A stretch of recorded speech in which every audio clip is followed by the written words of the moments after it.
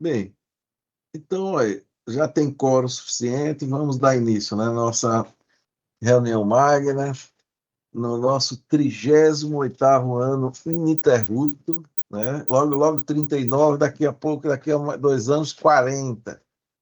Bem, a reunião de número 1583, Isabela, essa só você que vai dar essa reunião, viu? Uau! Então, vai constar na nossa ata, aí, livre de ata, é a nossa reunião 1583. Um tema para lá de interessante, né? Mental health, né? Saúde mental e doença cardiovascular.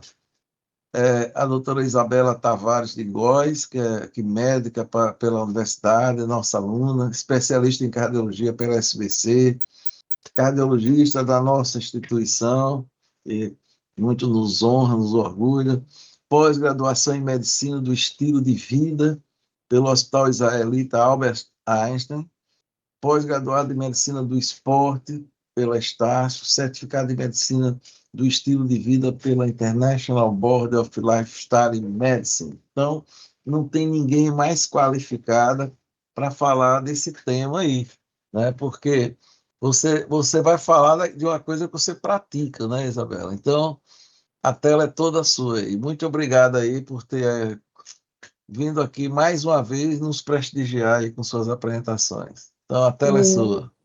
eu que agradeço, professor, que honra! E ainda mais falar de um tema desse que urge nos dias atuais e que eu acho que é importante que nós, médicos, profissionais de saúde, estejamos cada vez mais cientes do que podemos fazer para mudar esse panorama nas nossas vidas e nas vidas dos nossos pacientes, né? Então, obrigada pela oportunidade de falar de um tema que realmente me move. Então, vamos lá.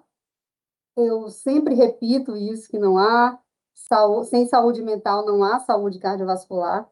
Essa conexão, ela precisa estar muito bem definida, conexão cérebro-coração, ou, na verdade, conexão corpo, mente, espírito, que é o que a cardiologia vem trazendo cada vez mais.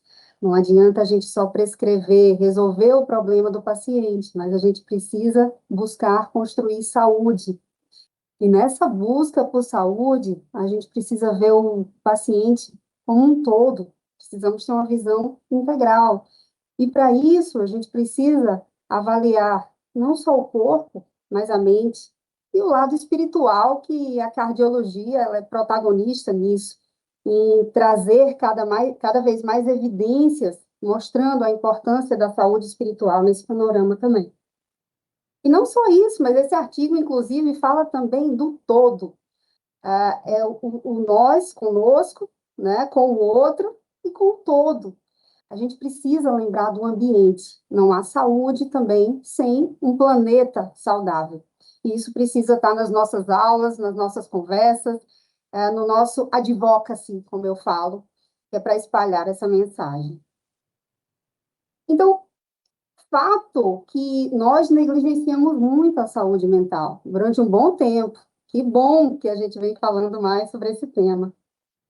Apesar de sabermos da sua forte associação com as doenças cardiovasculares. E cada vez mais documentos científicos mostrando essa associação como uma via de mão dupla. É saúde cardiovascular quando ela está deteriorada, pode levar à doença mental, e a doença mental pode levar à doença cardiovascular. Durante muito tempo, nós, cardiologistas, já nos importávamos bastante com o estresse agudo, claro, continuamos com essa preocupação, onde uma descarga catecolaminérgica intensa atordoa o miocárdio, a famosa síndrome de Takotsubo, tão comum nas mulheres. Mas esquecemos que o estresse crônico, ele também tem um papel importante na construção de saúde. A exposição cumulativa a estressores diários aumenta o risco de doença cardiovascular, isso é fato. E quantos de nós não vivemos nesse estado pró-inflamatório, eu posso dizer assim, já que o gerenciamento do estresse tem ficado de lado. E sabemos que inúmeros fatores podem contribuir para isso. Porque se nós temos uma doença mental, se o paciente tem depressão, solidão, distúrbios psiquiátricos, sabemos que tem um estímulo direto na nossa fisiologia. Um estímulo do eixo hipotálamo, hipófise adrenal, uma hiperatividade do sistema nervoso simpático, resistência à insulina aumentada, gordura visceral, e assim é um combo para a doença cardíaca, de uma forma geral, isquêmica e todas as demais. Essa associação, esse eixo cérebro-coração, e a gente parece que vem vindo uma nova especialidade mesmo, como a Carlinha falou, é realmente encantador e cada vez mais nos leva a buscar os caminhos dessa interação. E nós temos caminhos neurais, como eu falei, né? O sistema nervoso simpático, parasimpático, eles trabalham aí nesse sentido. Temos o caminho bioquímico e temos também o caminho mecânico, onde inclusive temos alterações na pressão arterial a partir desse mecanismo. E a gente sabe que não é só esse mecanismo direto, posso dizer assim, da doença mental sobre a saúde cardiovascular. Mas a gente sabe que o paciente, quando ele não consegue ter o gerenciamento do estresse, ou quando ele tem um transtorno psiquiátrico, o estilo de vida dele fica bagunçado. É um paciente que se alimenta de forma muito ruim, na maioria das vezes. Um paciente que tem uma tendência absurda ao sedentarismo. Esses pacientes são os que a gente mais tem dificuldade de mudar o estilo de vida nesse sentido e estimular o movimento. Mesmo quando eles começam o exercício físico, eles tendem a parar com mais facilidade. São pacientes que o cérebro, ele tem uma necessidade de via de recompensa, ele tem a via de recompensa mais ativada. Então, ele tem uma necessidade de recompensas rápidas. E é claro que esse paciente vai buscar situações onde isso venha de forma imediata, como o abuso de tóxicos, como alimentos ultraprocessados, como telas, e assim por diante. Comportamentos que, na grande maioria das vezes, não são nada saudáveis. E aí a gente vê um paciente que tem um sono inadequado, muitas vezes polimedicados e precisando realmente de inúmeras medicações para dormir, para acordar, e estilo de vida com sono ruim, a gente sabe que fica bastante prejudicado. Esse paciente ele fica com humor ruim e os relacionamentos ficam prejudicados. Os senhores percebem que é um combo e um sistema de engrenagem vira realmente um estilo de vida extremamente bagunçado. E com o estilo de vida bagunçado, a gente sabe que o coração sofre. E a gente precisa lembrar que é uma via de mão dupla. O coração doente, ele leva a um cérebro doente. E o cérebro doente leva a um coração doente. Vocês estão conseguindo me ouvir, né? Tá excelente, Isabela. Tá, Tudo perfeito, porque viu? eu não estou conseguindo ver vocês, então Você não fica sem o feedback, né? Mas tá tudo bem, viu? qualquer coisa para aí, viu, para me Tá, joia, falar. tá ótimo, tá perfeito. E temos inúmeros artigos mostrando essa relação. Pacientes que sofrem discriminação, pacientes com extremo grau de estresse, com eventos coronarianos muito mais frequentes, com aterosclerose, casos de insuficiência cardíaca, enfim, são inúmeros os artigos, não caberia nessa aula falar sobre todos eles. E, ao mesmo tempo, os pacientes deprimidos, pacientes que têm uma doença cardiovascular, perdão, eles têm uma tendência à depressão, à ansiedade, inclusive até a um risco maior de suicídio. Então, é uma via de mão dupla e isso a gente não tem mais nenhuma dúvida. Esse artigo aqui mostra que há um grupo que realmente a gente precisa ter um cuidado ainda maior, que são aqueles pacientes com doença mental severa. Nesses pacientes, temos uma maior prevalência de comportamento de risco cardiovascular modificáveis, ainda maior. E o dobro, na verdade, alguns estudos mais recentes mostram até 3 vezes mais chance de mortalidade cardiovascular em relação à população geral. Esses pacientes eles podem viver de 8 a 15 anos a menos do que a população geral, e muitas vezes por doenças cardiovasculares. Então, é fato que as doenças mentais graves e doenças cardiovasculares compartilham vários mecanismos comportamentais, biológicos e genéticos. Então, não podem estar dissociadas. Há necessidade de intervenções direcionadas para melhorar a saúde cardiovascular em pessoas com doenças mentais graves. Vocês concordam que a melhor forma de cuidar da saúde mental também é a melhor forma de viver? Também é a melhor forma de cuidar da saúde cardiovascular. Então, a gente está falando de um estilo de vida saudável, e é isso que a gente tem que estimular para os nossos pacientes.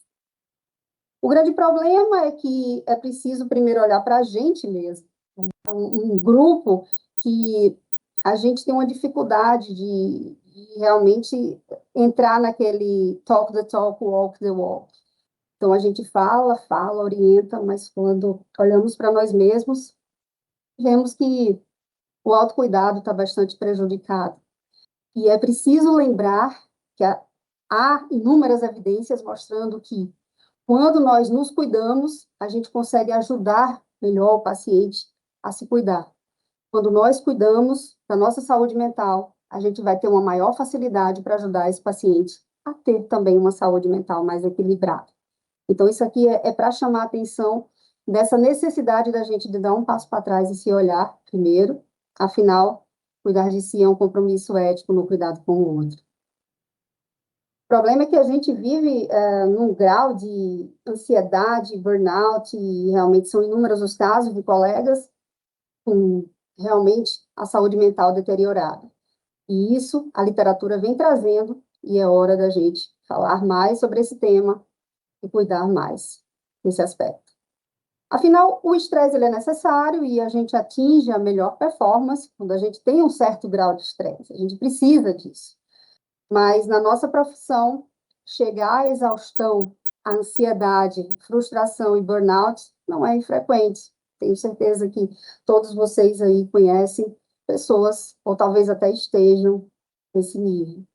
É só um lembrete para lembrarmos que em um mundo onde tudo parece precisar de recompensas rápidas, onde atendemos pessoas que precisam de medicações para dormir, acordar, se manter produtivo, recompensas rápidas, a gente precisa fazer algo, ainda mais no momento onde o virtual ganha muito espaço e o real fica bastante prejudicado. É preciso, sim, nos aliarmos à tecnologia, mas é fato que isso é um grande estressor e atendemos diariamente pacientes que estão em um grau de dependência onde a saúde mental pede socorro. E aí, nesse estado, a gente tem cada vez mais de lembrar de talvez ser mais high-touch, apesar de estarmos numa era high-tech. É esse o papel do médico, para cuidar da saúde mental e cardiovascular. E aí, eu pergunto, né, a gente faz uma reflexão aqui, e agora? Estamos em um mundo que nos adoece. Se não fizermos a nossa parte, realmente é um mundo adoecedor. E a gente precisa, repito, se cuidar primeiro para cuidar do outro. E como é que a gente ajuda o outro nesse momento? É sempre bom lembrar que a gente precisa, já falei aqui o termo olhar para dentro, e agora eu falo de expandir consciência, e de parar um pouquinho e de olhar como estão as nossas emoções. Porque enquanto a gente ficar aqui só falando o que eu devo fazer com o paciente que está com doença, sem olhar para a saúde, sem olhar para a emoção, fica um pouquinho difícil, porque a gente vai estar apagando incêndio. Então, é parar, reconhecer, nomear, validar, entender as nossas emoções e ajudar os nossos pacientes nessa alfabetização emocional. Quando eu falo de alfabetização emocional, a gente precisa começar a ser cientista mesmo em algumas situações das nossas emoções. Estar ciente de como elas influenciam as nossas ações e cada vez mais buscar estratégias para regulá-las. E quando eu falo estratégias para regulá-las, isso eu estou falando com a gente com o outro, com o nosso paciente. Além da gente aumentar a nossa granularidade emocional, ou seja, cada vez mais detalhar o que a gente está sentindo, é prestar atenção no que faz a gente se sentir melhor, ou no que faz a gente se sentir pior. Porque quando a gente não presta atenção e vive no automático, a chance da gente sair dessa enrascada é muito grande. E você não vai ajudar o seu paciente nesse sentido, dizendo a ele o que ele deve fazer, mas ajudando-o a encontrar esse caminho. Nós somos condutores de caminhos. Eu sempre tento trazer essa frase nas minhas consultas e nos meus encontros com os meus pacientes, porque eu não vou ditar o que ele deve fazer, não vai adiantar. Em 5% dos casos, talvez adiante. Mas se eu conseguir fazer com que ele tenha alguma motivação intrínseca, extrair dele, que ele traga, que ele coloque para fora o que talvez mude a situação dele naquele momento, ele vai lembrar com muito mais facilidade e a chance de mudança é maior. Então, alfabetização emocional, granularidade emocional. Eu preciso dar espaço para trás também. Cardiologia, é lindo de falar isso, e que bom que a cardiologia vem se preocupando com esse aspecto e trazendo muita ciência nesse sentido.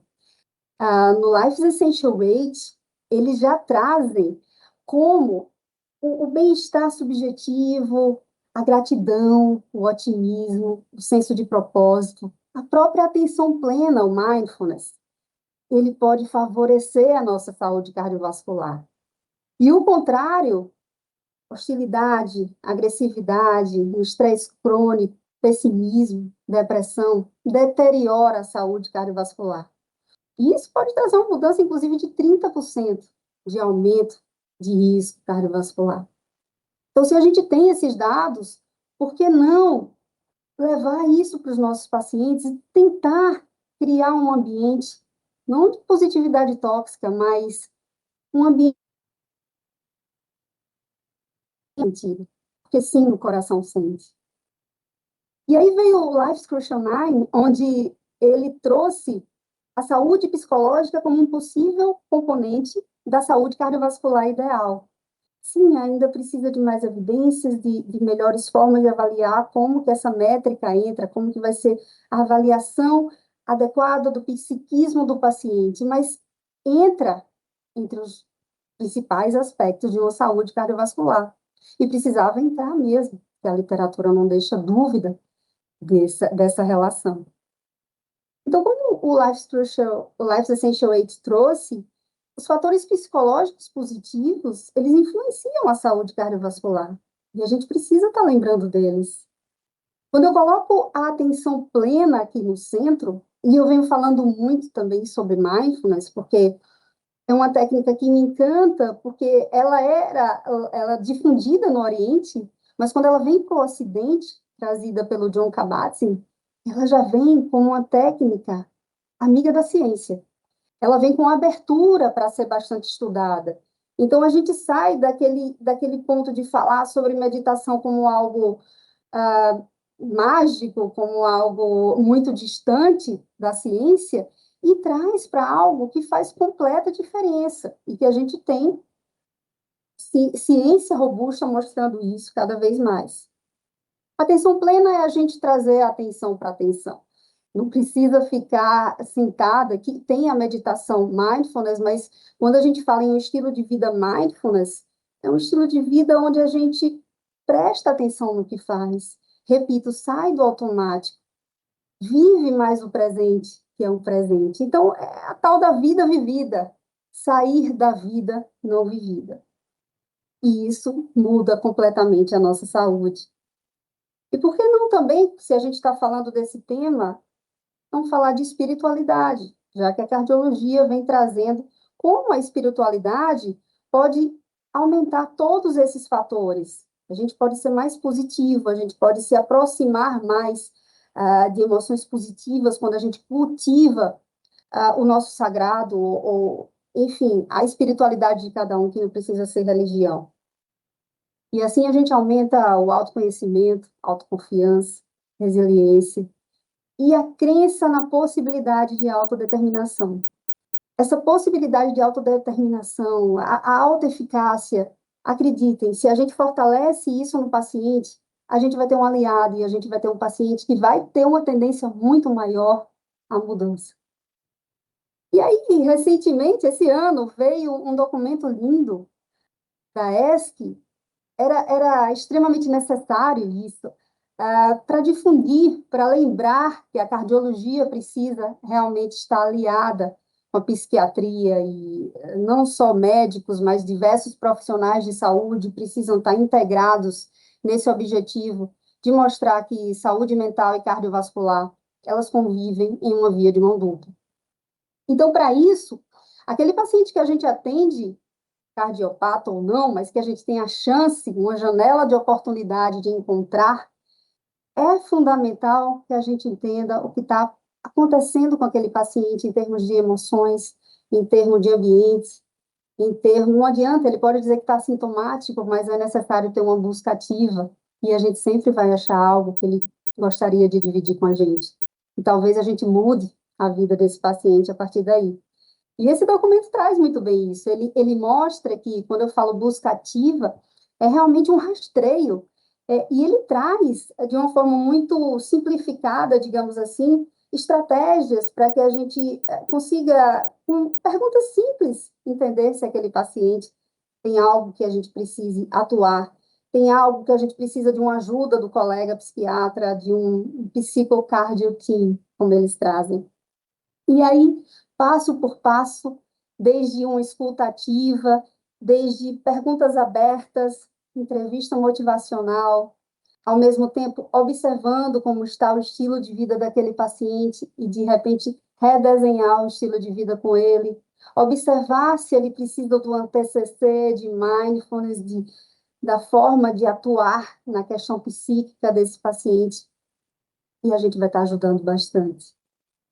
Nesse mesmo documento, ele traz como a saúde mental é complexa, isso não é novidade aqui para ninguém, mas esse contínuo complexo, se a gente consegue entender que o paciente ele pode estar numa saúde mental ideal, é aquele paciente onde ele é mais otimista, grato, pratica mais mindfulness, tem uma forte conexão com a espiritualidade, ele é mais leve, ou aquele paciente que realmente está num grau de doença mental, que é o que eu falei, que preocupa bastante e que tem chega a 3 vezes a chance de aumento de risco cardiovascular, de mortalidade cardiovascular.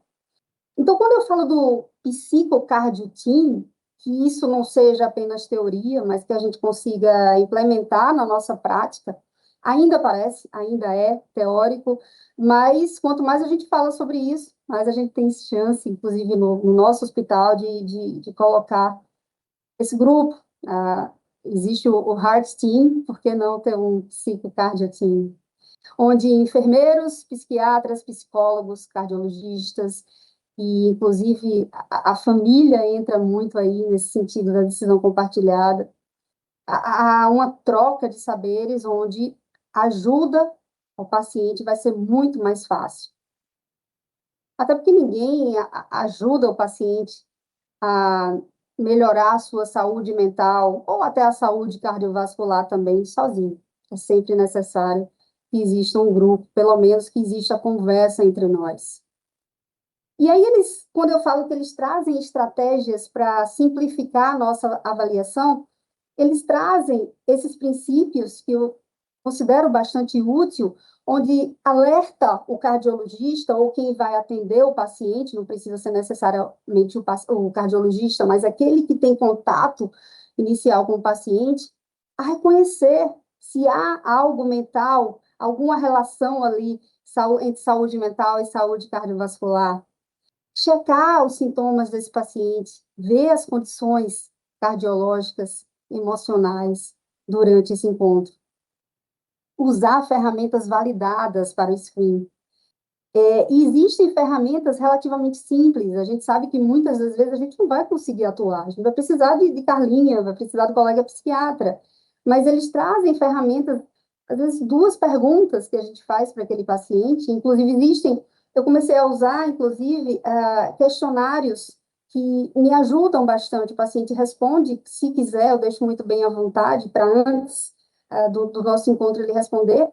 E esse questionário ele traz ferramentas validadas, onde quando eu recebo aquele paciente, eu já tenho uma noção de como está a saúde mental dele. Claro que a gente vai conversar bastante, que eu vou escutar bastante. Mas essas ferramentas, elas podem nos ajudar, e esse consenso traz isso. E aí, a gente começar a formar esses grupos que eu falei, implementar essa questão da decisão compartilhada, ela é fundamental nesse tema.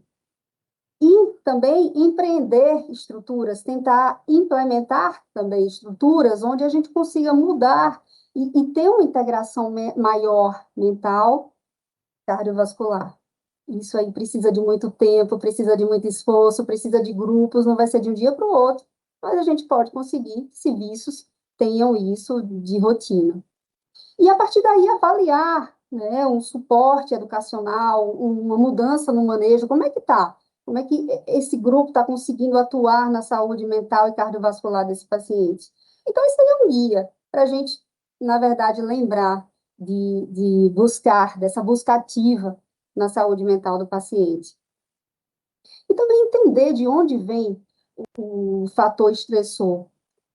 A gente sempre precisa lembrar que nós somos seres biopsicossociais. Então, existem inúmeras formas de se estressar, de estressores, e, em grande parte das vezes, o estressor, ele pode ser muito mais, pode vir muito mais do imaginário do que uma situação em si. E cada paciente, quando existe o estressor, ele reage de forma diferente também. Daí a necessidade de individualizar e de entender o que é que está acontecendo com aquele cidadão. Será que ele está com muito estresse no trabalho? Será que a gente pode atuar nesse sentido? Porque às vezes a gente escuta e a partir de uma entrevista motivacional, de perguntas abertas, ele traz algo que até ele mesmo reflete e pensa que, não, eu posso mudar aqui, isso em vários encontros, claro, mas identificar esse fator estressor, que muitas vezes nem ele estava percebendo, pode ser uma fonte de mudança. Relações sociais, estresse socioeconômico, vivemos num país extremamente estressante nesse sentido, e o isolamento social. Quais as consequências desses fatores estressores para o nosso coração? São inúmeras, e isso é fato, a ciência traz. A partir daí, entender como é que a gente vai intervir, né? Se vai ser em nível individual, comunitário, se a gente vai precisar de algo maior para enfrentar esse desafio. Esse documento, ele traz algo mais lindo ainda, a questão das pessoas que cuidam, né? Então, quem cuida de quem cuida? Porque os cuidadores, eles estão adoecendo, e muitas vezes eles se sentem culpados por se cuidarem. Então, o autocuidado está cada vez mais abandonado, e um documento desse porte, trazer a necessidade da gente se preocupar com os cuidadores. Imagina isso no ambiente hospitalar, o quanto a gente pode fazer em termos de grupo para ouvir, mostrar que a gente está ali para apoiá-lo, tentar assisti-los, né? Mostrar que a gente pode dar uma assistência a esses cuidadores também, encorajá-los a buscar cuidado, saúde, buscar cuidado médico, suporte social. Muitas vezes eles acham que eles estão sozinhos mesmo. Por que não referenciá-los para serviço de suportes?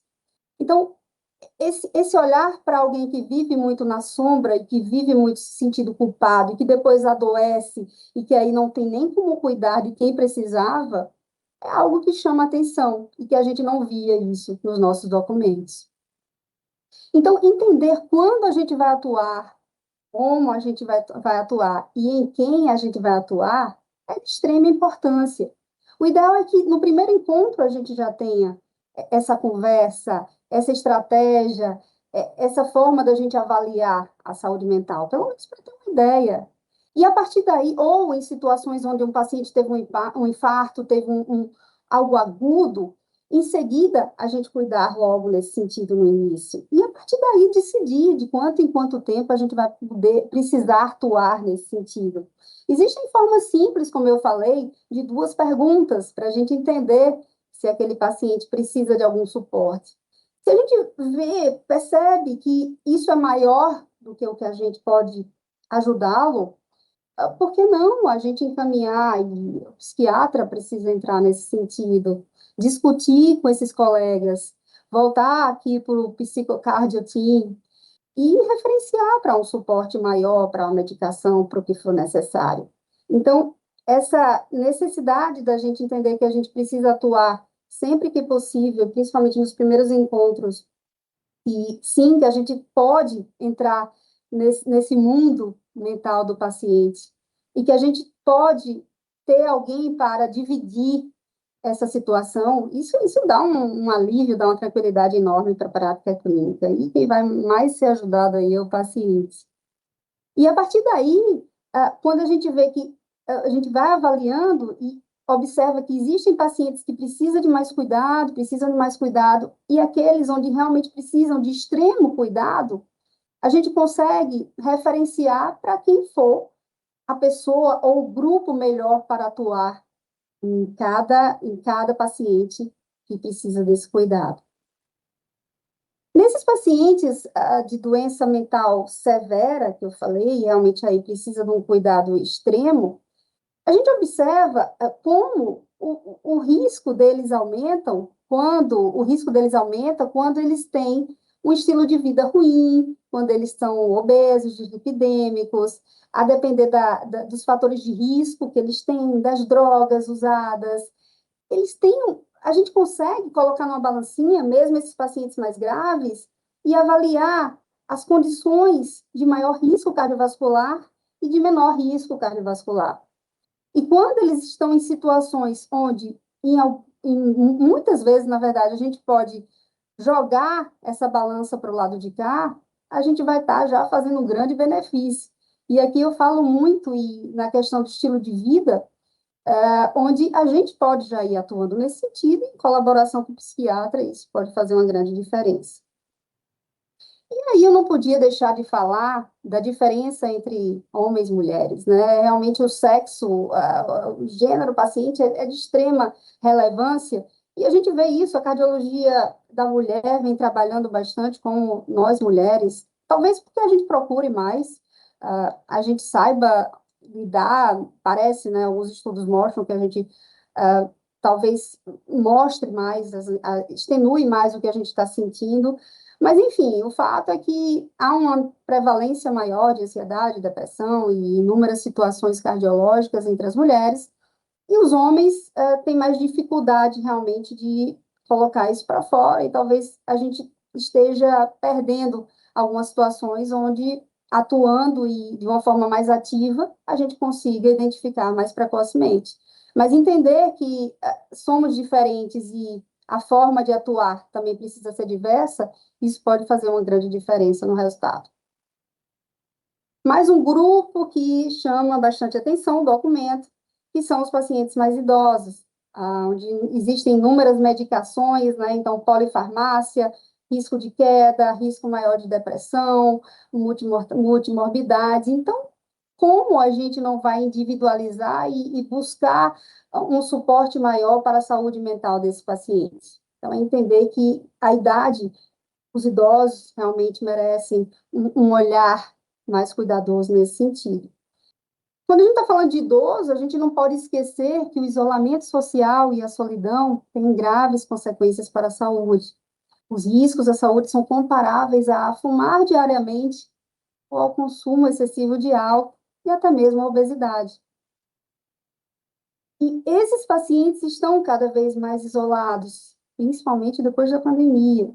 Estimular a formação de grupos talvez possa fazer uma grande diferença. Por que não profissionais de saúde atuando nesse sentido? Também, como falei, somos seres biopsicossociais. Então, trazer o advocacy e realmente atuar, se manifestar e entender onde a gente pode atuar em cada situação, econômica, socioeducacional, ambiental, é nosso dever e faz diferença. A cardio-oncologia também, esse mesmo documento, traz a necessidade de um olhar diferenciado. Isso eu fico bastante tranquila, e tanto quando eu falei da cardiologia da mulher, como eu falo da cardio-oncologia, eu vejo um cuidado muito especial nesse sentido. São pacientes que realmente têm uma tendência à saúde mental mais deteriorada, né? Pacientes que desenvolvem mais ansiedade, depressão, estresse pós-traumático, até da doença mesmo. E uma ajuda psicológica é fundamental nessa situação. Então, esse olhar deve ser desde o início. Imagina pacientes com doença cardiovascular e oncológica juntos. É fato que o desenvolvimento de algo mental, a chance é muito grande.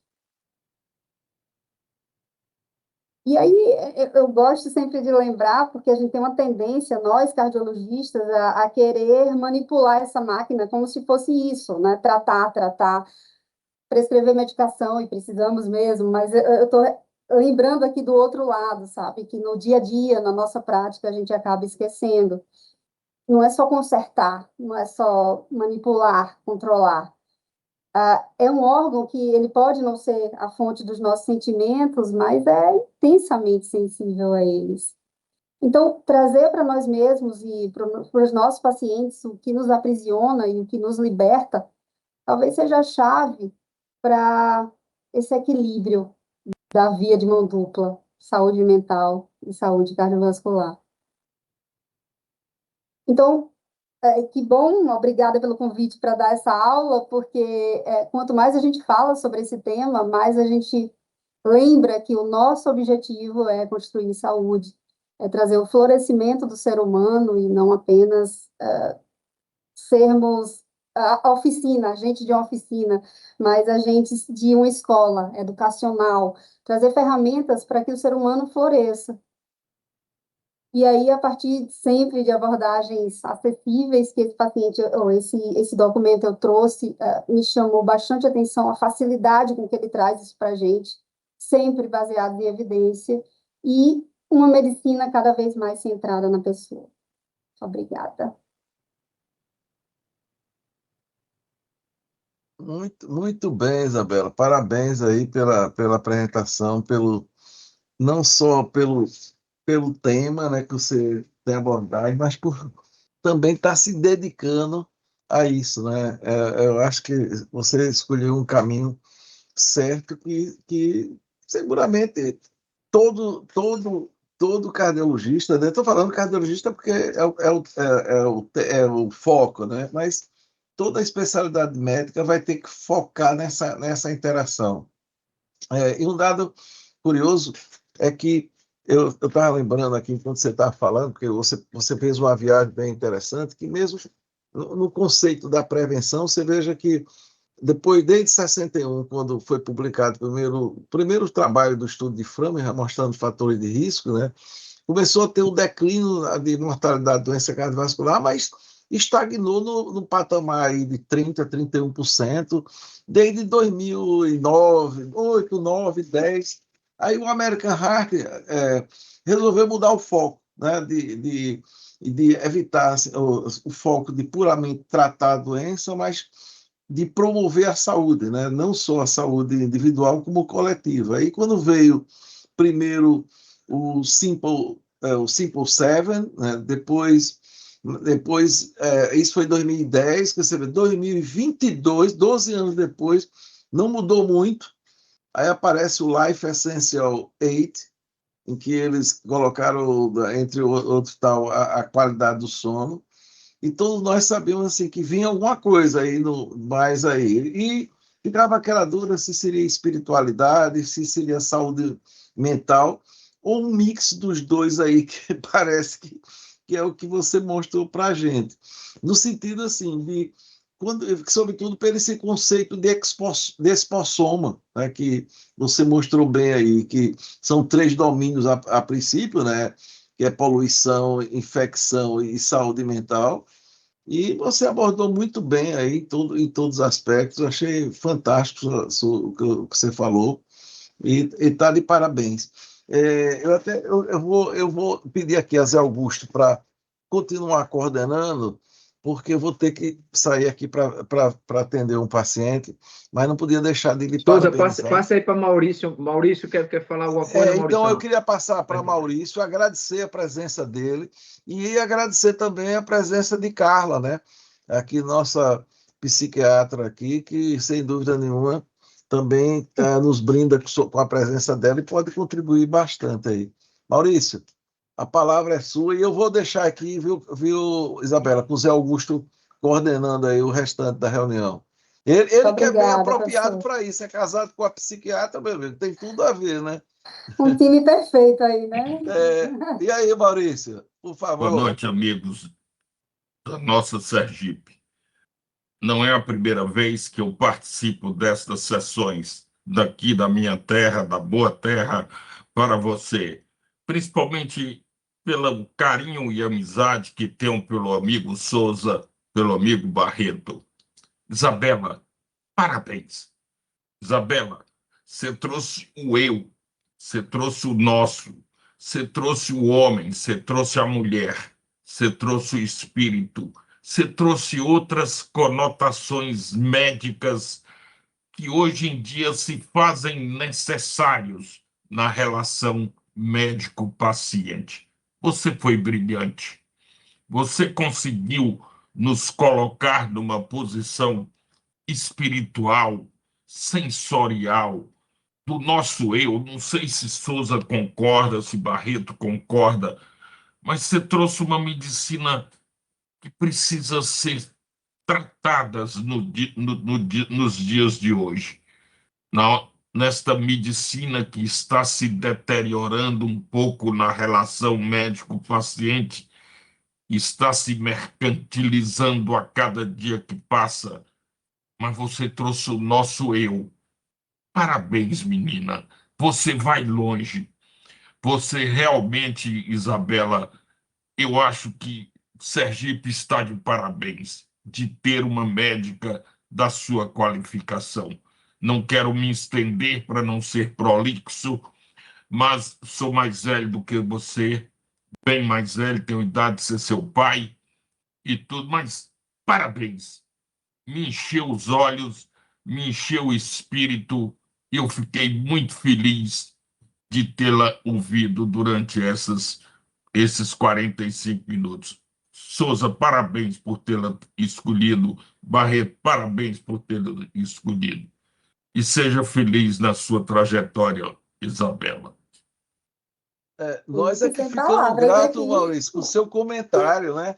Isabela, fique à vontade, meu amigo. Olha, eu vou precisar sair, mas muito grato por suas palavras, por sua presença, né? Você sabe que você mora aqui no coração dos sergipanos e por uma grande contribuição você tem dado à Ô, cardiologia Souza, do seu deixa eu estado e nacional, né? Souza, Sim, acrescentar aí, você que conhece Maurício mais de perto do que eu, né? A importância desse comentário dele, sim, não só pela militância que ele tem na sociedade, na parte científica isso, sempre teve, mas ele tem isso, uma clientela cativa, porque seguramente ele tem essa sensibilidade de se conectar exatamente. não só com a biologia, não é, Maurício? Não só com a Claro, LDL, não só com a PCR, mas você tem capacidade de se conectar com a profundidade do ser humano. Então, você tem esse depoimento seu, ele tem um peso a mais de uma pessoa que viveu essa medicina integral, de tentar conciliar uma boa ciência com, com, com chegar junto ao doente, né? Tocar realmente na alma do paciente. Então, o seu depoimento é muito rico, Maurício. E é bom para o obrigado, pessoal Barreto. novo ouvir isso aí que você está falando aqui para a gente. Muito Eu obrigado por sei. compartilhar isso, pela generosidade que você teve ao notar isso, você colocar a sua opinião. Para a gente é muito importante. Ô, Zé Viu? Desculpe Muito ter Augusto. bom. interrompido aí as normas de vocês. Não, não interrompeu coisa nenhuma. Nada, Ô que Zé é isso. Augusto, eu sou um felizardo de ter convivido muito com o Maurício e aprendi muitas dicas de consultório, É exatamente isso. isso que você ressaltou agora. Porque você vê, por que é que tem gente que tem sucesso de consultório e consultório? Maurício é um exemplo.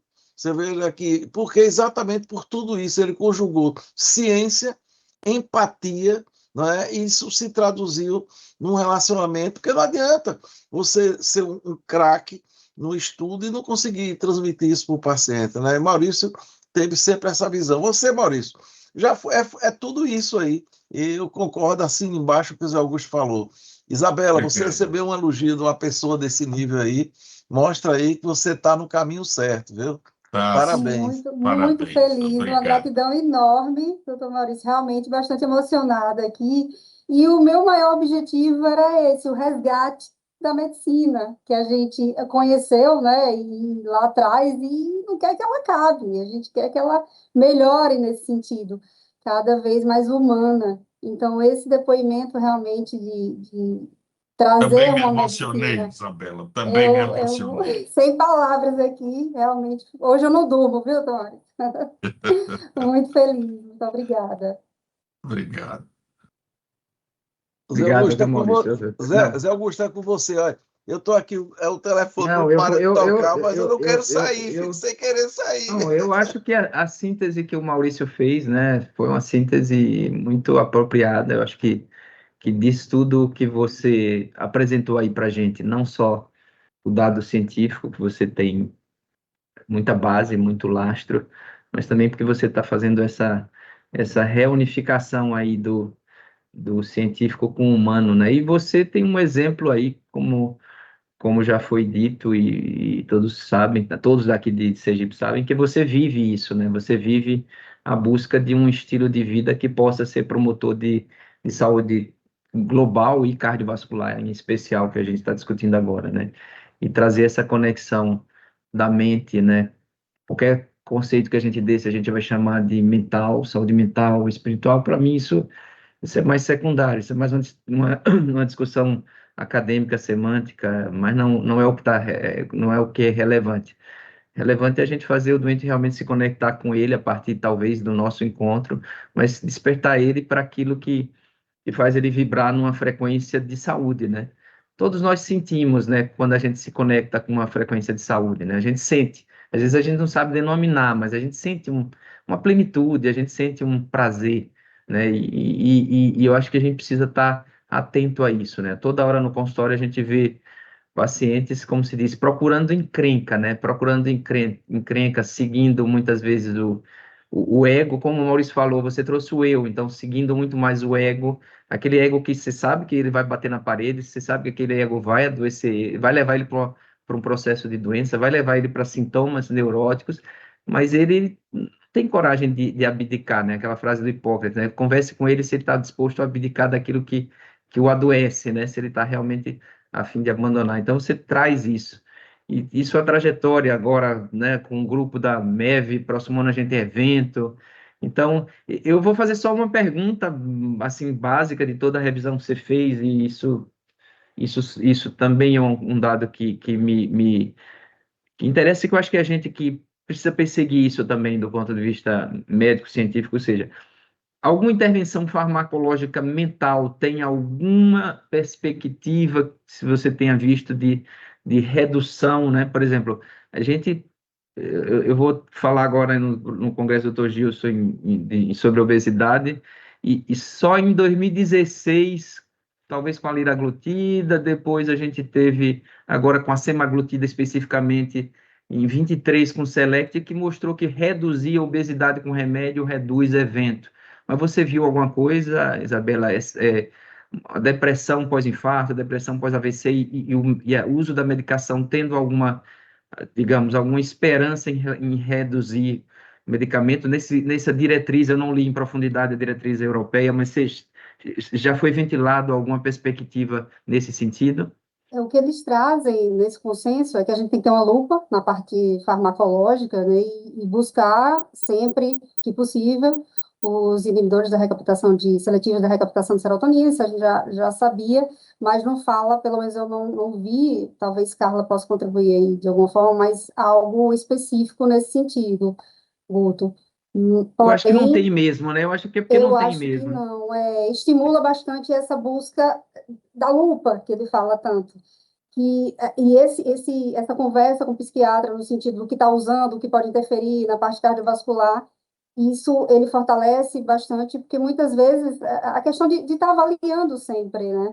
Muitas vezes a gente perde esse contato com o psiquiatra ou acompanhamento, mas ele só coloca isso, a necessidade da gente buscar cada vez mais esse cuidado, no sentido de entender o que, é que o paciente está usando, e se está mudando alguma coisa no padrão cardiológico, e cita o que a gente já sabia, que é os inibidores seletivos da recaptação de serotonina. E todos os efeitos que os demais fazem para a gente ter mais cuidado, mas para a sua pergunta eu não tenho resposta, não Mas sei eu acho se... que a resposta é essa mesmo que você deu, é porque eu acho que a gente não tem mesmo, né? É da mesma forma, da melhor forma de abordar o paciente. A gente tem, até, em termo psicológico, eu estou falando, a gente tem a TCC, a gente tem mindfulness que tem evidência, mas para dizer, até para colocar lá no Life Crucial 9, qual é a melhor forma, ainda não se tem, né? Ou seja, um campo bem de fronteira mesmo, né? Bem de início, bem de vanguarda, mas que chegou mesmo e vai ter que evoluir nesse sentido, né? Exatamente. E até o consenso coloca isso, os gaps, né? O que a gente tem para o futuro para continuar com o ensaio clínico randomizado, para buscar a melhor forma de atuar no psiquismo desse paciente, com atuação, claro, na saúde cardiovascular. Isabela, Perfeito. eu acho que uma coisa interessante, vendo de tudo isso que você falou, é que isso eu acho que é uma luz para dizer que eu acho que nunca a inteligência artificial vai substituir integralmente o médico, porque não sei se vai ser possível um dia, né? A gente não sabe, né? O limite da computação, a gente não sabe, né? Quem podia imaginar uma IA agora, há 10 anos atrás? Ninguém poderia, mas assim, porque como é que você vai captar, como é que a IA vai captar as emoções das pessoas no sentido de, como você bem falou aí, você captar, você falou até, você deixou uma frase bem interessante, o coração ali cheio de espinhos, e você botou ali do lado direito que, apesar de ele não ser o gerador de emoções, né, o centro de emoções, ele sofre com as emoções. Então, como né, a IA vai captar isso? Eu acho que vai ser impossível, né? Eu não sei. Qual é a sua opinião aí? É Você que tem se debruçado tanto a isso aí. por isso que um mundo cada vez mais high-tech, eu coloco que a gente tem que ser high-touch, né? Óbvio que a IA nos ajuda. Nesse questionário mesmo que eu tenho utilizado, inclusive, ela me alertou, eu ia atender um paciente, e ela já me alertou, que era um paciente com ideação suicida. Eu tinha atendido ele há muito tempo atrás e ele ia voltar para mim. Então, a minha abordagem com ele já foi diferente. Então, é óbvio que vem para ajudar, mas que a gente tem que atuar nesse sentido aí, emocional, de high touch, para equilibrar. Isso é fato. A gente não pode fugir, mas tentar buscar o de melhor que ela tem para nos ajudar, inclusive na nossa prática médica. E eu tenho observado, sim, alguma ajuda nesse sentido. Mas o lado emocional, professor, realmente, quantos pacientes nos buscam querendo um olhar de acolhimento, e essa tal dessa escuta ativa é muito importante, porque temos uma tendência a querer consertar, né? O paciente está ali, o que é que eu vou dizer, o que é que eu vou fazer, o que é que eu vou prescrever, e quantas vezes, quando você está mais aberto para a escuta, o próprio paciente acha a resposta. E você vai prescrever a medicação, mas quantas medicações indiretas ele traz ali, insights, e quando ele sai do consultório, ele vai praticar. Então, é esse equilíbrio que a gente tem que buscar com tudo na vida, né? E outra Beleza. coisa, para conseguir tudo isso que você falou, impossível em consultas rápidas, né? Você não pode, paciente mal sentar, você medir pressão, passar a receita e mandar ele embora, né? Chance nenhuma de Eu digo atingir que tudo isso que você falou aí, né? eu estou cada vez mais pobre com a MEV, porque quando você começa a praticar essa questão de tentar técnicas, estratégias, você não tem como, demora muito na consulta, tem um contato direto com o paciente e tal. Mas eu ainda não me debrucei nisso, mas existem, sim, formas de atuar nesse sentido. Tem uma hepatologia, não, uma gastro, Fabrícia Maciel, ela vem fazendo um trabalho lindo no Brasil, trazendo essa mudança de estilo de vida no SUS. E ela mostra, ela até vai estar aqui em março, provavelmente vai dar uma aula sobre isso, e como a gente pode atuar mesmo com pouco tempo. Então, tudo isso que eu falei, e realmente eu confesso que minhas consultas estão cada vez mais demoradas, eu ainda não consegui imaginar como é que eu vou fazer isso em pouco tempo, mas tem gente que já consegue fazer. Aí teria que ver como que são essas abordagens, não é impossível, né? Como que a gente pode otimizar isso aí. Mas é mais difícil, isso é fato. E talvez seja até uma forma, professor, da gente tentar mudar consulta rápida, porque não deveria ser consulta rápida. Como eu falei, o nosso encontro com o paciente é uma janela de oportunidade, não é só resolver o problema, mas trazer vários insights e, de repente, mudar a vida dele, né? Beleza. Não consegui sair, viu, Isabel? Tá ótimo. Olha, tem a Adélia aí, que tem experiência também. A Você Carla parece precisa que saber caiu. por que que você foi a nascente cair no rio. Por É isso que isso você aí. ficou. Para você saber por que que você foi a nascente, para descobrir por que que você caiu no rio. É verdade, É exatamente. verdade. Não, uma coisa boa dessa, pois, você não consegue. É que toda hora o Zap não para aqui, mas é isso. Mas A foi muito tecnologia proveitoso. atrapalhando aí, ó. É verdade, verdade. Mas eu Gerenciamento podia de deixar. estresse, professor.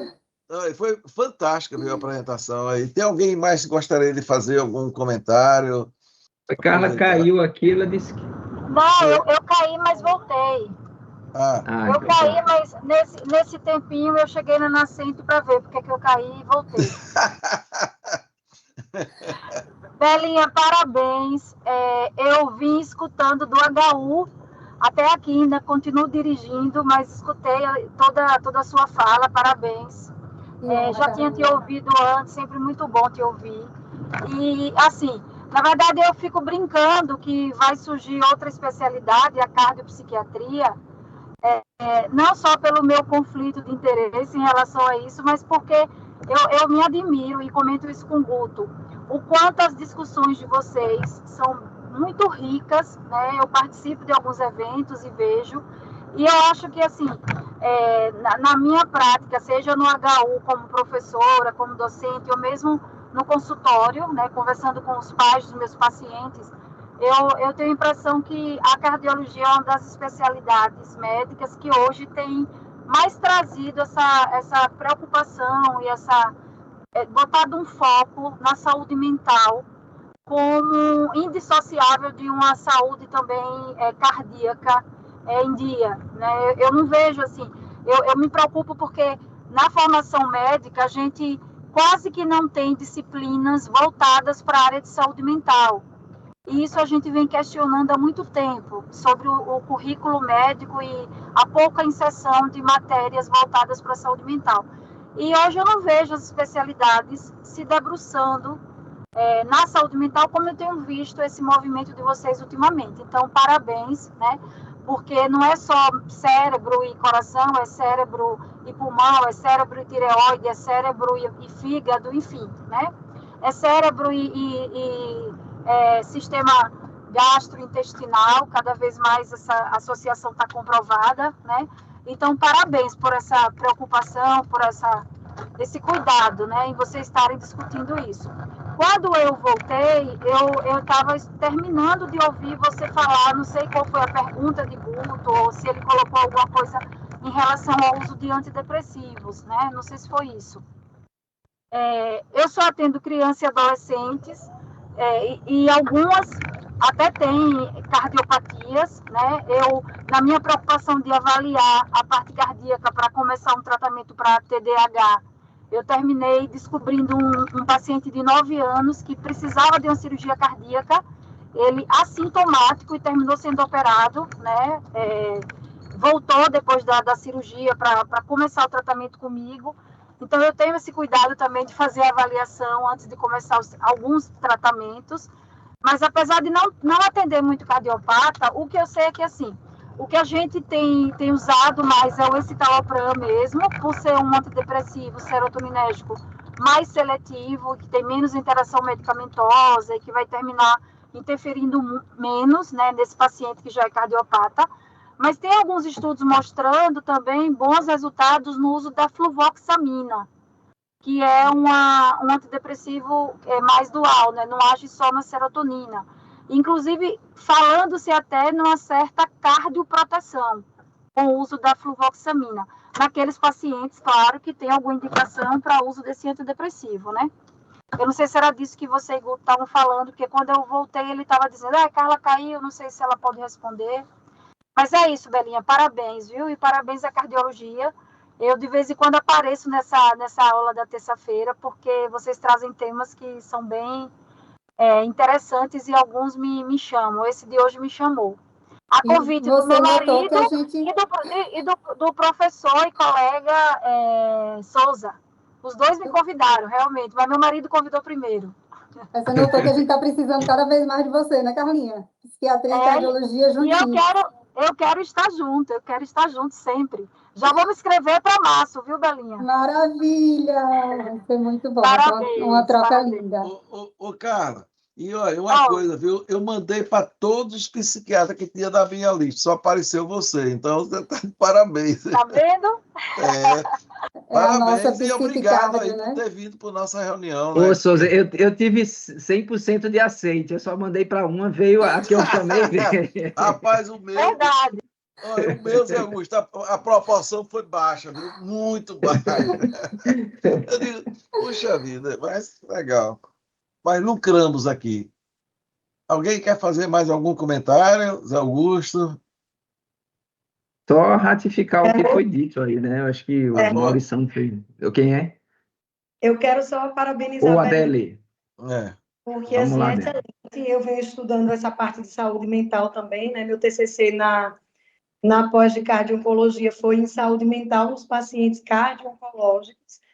Mas, assim, respondendo a pergunta de Zé Augusto, eu também, nas minhas revisões, a gente não encontra nada, assim, grande em redução de desfecho com relação ao uso de antidepressivos. A gente sabe, tem muito estudo mostrando que a depressão e os transtornos mentais, de uma forma geral, depressão e ansiedade, eles interferem no prognóstico da doença cardiológica, né? Alguns estudos menores mostram algum benefício de alguns antidepressivos, nenhum em específico. A maioria deles visa mais mostrar segurança, né, dos antidepressivos nos pacientes cardiopatas, mas a gente não tem nenhum estudo grande, assim, falando em termos de desfecho, né? Em relação às intervenções não farmacológicas, a TCC é o que tem mais estudo, né? A terapia cognitivo-comportamental. A gente tem em várias outras, Tai Chi Chuan, meditação, o próprio yoga, tudo, muito estudo mostrando, mas, assim, das intervenções de psicoterapia, a TCC é a mais estudada, porque é a que tem segue uma linha mais, como é que eu posso, esquematizada, vamos dizer assim, e mais rápida também, onde você pode ver os resultados de forma mais rápida, então acho que é mais fácil de entrar para essa questão de evidência científica, né? Mas é isso, eu acho que você falou tudo que era para ser falado, Bela, não tenho... o ponto que eu acho que a gente tem que trazer também é de que a gente precisa trazer isso como um problema da sociedade atual, né? Saúde mental é um problema da sociedade atual. Discutir o que é que tem nessa sociedade que leva a tanto adoecimento mental.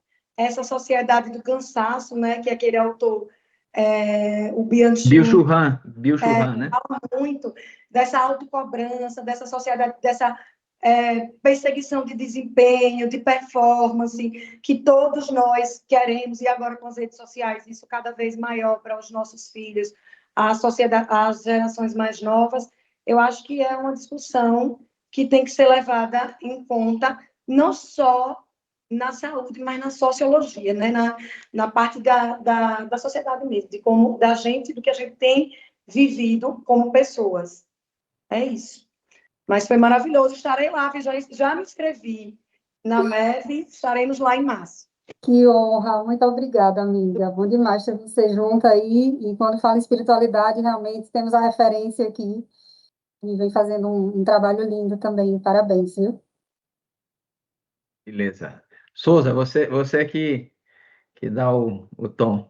Veja aí. Bem, pessoal, então eu queria, assim, mais uma vez aí agradecer a Isabela pela apresentação fantástica, agradecer a presença aí de Maurício, Carla e dos demais colegas aqui, e dizer que Vitor Vale, que vai dar a próxima palestra, cada vez o sarrafo vai aumentando, né? Ele vai ter que caprichar bastante esses dias aí, porque, sem dúvida nenhuma, nós estamos sendo brindados por uma palestra cada vez melhor do que a outra. Isso aí, sem dúvida nenhuma, deixa a gente muito alegre, porque é uma forma de aprendizado fantástica, ou seja, vale a pena estar assistindo nossas reuniões magnas. Isabela, mais uma vez, obrigado, parabéns aí pela apresentação, siga nessa linha aí e venha mais vezes aqui fazer a apresentação para a gente, ok? Obrigada, Então, professor, uma honra enorme, eu sou fã desse grupo, adoro estar junto de vocês e realmente um privilégio, agradeço bastante a oportunidade. tá bom, pessoal, então até terça com mais uma reunião magna do nosso serviço. Um abraço, bom resto Tchau, de parabéns semana. aí. Boa noite, boa Foi ótimo. noite. Tchau. Beijo, boa noite.